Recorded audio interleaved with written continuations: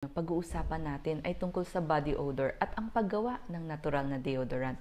Marami sa problema natin ay nagkakaroon ng anghit. Ganito po yan para mapuksa ang bakterya sa ating kilikili.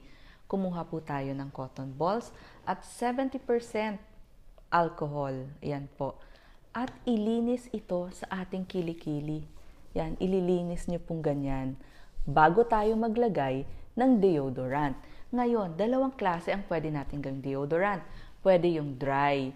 Kumuha lamang tayo ng cornstarch mula sa ating kusina. Yan, isang kutsara ng cornstarch, isang kutsara ng baking soda. Yan, paghaluin. At yan ngayon ang ipapahid ninyo sa inyong kilikili. Ipapahid nyo para hindi mamamawis ang inyong kilikili. Kung gusto nyo naman po ng wet o yung mamasa-masang deodorant, kukuha naman tayo ng coconut oil. Ito po yung oil ng niyog. Ganon din po, lalagyan po ng isang kutsara ng cornstarch mula sa ating kusina, isang kutsara ng baking soda, tapos po haluin at pwede nyo itong ilipat sa mga lalagyan para paulit-ulit ninyong magamit.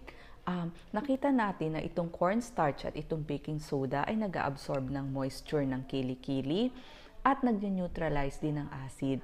So sa ganitong paraan, maiiwasan natin ang body odor o yung anghit. So sana po nagustuhan nyo itong mga ginawa nating natural na paraan. Salamat!